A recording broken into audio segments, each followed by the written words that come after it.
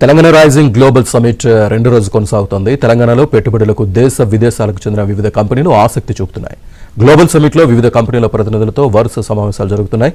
CM Revanth Reddy సమక్షంలో తెలంగాణతో పెట్టుబడులకు పలు కంపెనీలు ఎంఓయూలు కుదుర్చుకుంటున్నాయి.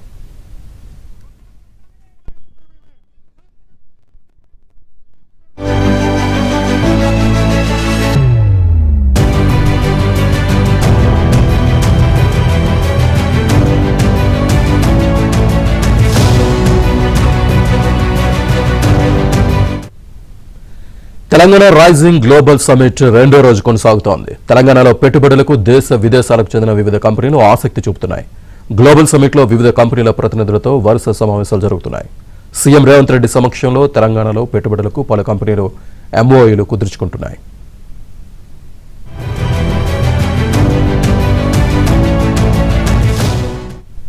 రెండో రోజు కొనసాగుతున్న గ్లోబల్ సమిట్ కి సంబంధించి పూర్తి సమాచారాన్ని మా కరెస్పాండెంట్ నరసింహరావు లైవ్ లో అందిస్తారు.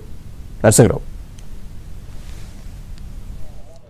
ఎస్ శ్రీనివాస్, రెండో రోజు కూడా గ్లోబల్ సమ్మిట్లో భాగంగా చర్చలు, ప్లీనరీలు, చర్చాగోష్ఠులు విస్తృతంగా జరుగుతూ ఉన్నాయి. ఈరోజు ఉదయం 10 గంటలకు ఈ కార్యక్రమం ప్రారంభమైంది. రెండో రోజు కార్యక్రమం ప్రారంభమైంది. ఈరోజు ఉదయం 10 గంటలకి ముఖ్యమంత్రి రేవంత్ రెడ్డి స్వయంగా ఇక్కడికి హాజరయ్యి రాష్ట్ర వ్యాప్తంగా అన్ని జిల్లా కేంద్రాల్లో అన్ని జిల్లా కలెక్టర్ కార్యాలయాల్లో తెలంగాణ తల్లి విగ్రహాలని ఏర్పాటు చేశారు. ఇప్పటికే సో ఆ తెలంగాణ తల్లి విగ్రహాలని ఆవిష్కరించారు ముఖ్యమంత్రి రేవంత్ రెడ్డి వర్చువల్గా. దాదాపుగా అన్ని జిల్లాలో ఒక 6 జిల్లాలు మినహాయించి రాష్ట్రంలోని అన్ని జిల్లా కేంద్రాల్లో మొత్తం దాదాపుగా 6 కోట్ల రూపాయలతో ఈ విగ్రహాలని ఏర్పాటు చేశారు. 6 ఫీట్ల దిమ్మె, 12 ఫీట్ల ఎత్తులో తెలంగాణ తల్లి విగ్రహాన్ని గత ఏడాది మొదటి సంవత్సరం ప్రజా పరిపాలన పూర్తి చేసుకున్న సందర్భంగా తెలంగాణ రాష్ట్ర సచివాలయంలో తెలంగాణ తల్లి విగ్రహాన్ని ఏర్పాటు చేశారు. ముఖ్యమంత్రి రేవంత్ రెడ్డి ఆ రోజు ఆవిష్కరించారు. డిసెంబర్ 9న సరిగ్గా ఇదే రోజు ఏడాది క్రితం. సో అవే విగ్రహాలని ఇప్పుడు అన్ని జిల్లా కలెక్టర్ కార్యాలయాల్లో కూడా ఏర్పాటు చేయాలని చెప్పి గతంలోనే జీవో తీసుకొచ్చింది ప్రభుత్వము.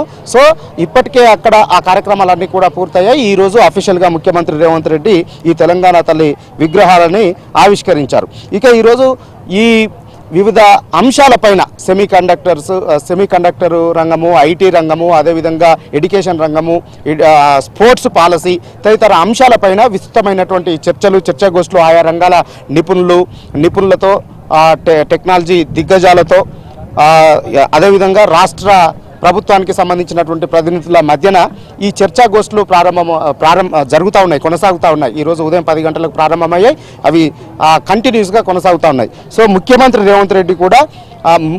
రేవంత్ రెడ్డిని వివిధ సంస్థలకు సంబంధించినటువంటి ప్రతినిధులు, ప్రముఖ వ్యాపారవేత్తలు, పారిశ్రామికవేత్తలు పెద్ద ఎత్తున ఈరోజు ఉదయం నుంచి ముఖ్యమంత్రి రేవంత్ రెడ్డిని కలుస్తూ ఉన్నారు. ఈరోజు ఉదయము స్పోర్ట్స్ పాలసీ మీద చర్చ అయింది. తెలంగాణలో స్పోర్ట్స్ పాలసీ, భవిష్యత్తులో తెలంగాణలో ఏ విధంగా స్పోర్ట్స్ను అభివృద్ధి చేయాలి అనేటువంటి అంశం పైన చర్చ జరిగింది. దీనికి ప్రముఖ క్రీడాకారులు పుల్లెల గోపిచంద్ హాజరయ్యారు, గుత్తా జ్వాల హాజరయ్యారు, పివి సింధు హాజరయ్యారు, అదేవిధంగా అంబటి రాయుడు, ఈ విధంగా కొంతమంది ప్రముఖులు, అదేవిధంగా ఇటు స్పోర్ట్స్ చైర్మన్ హాజరయ్యారు, మంత్రి హాజరయ్యారు.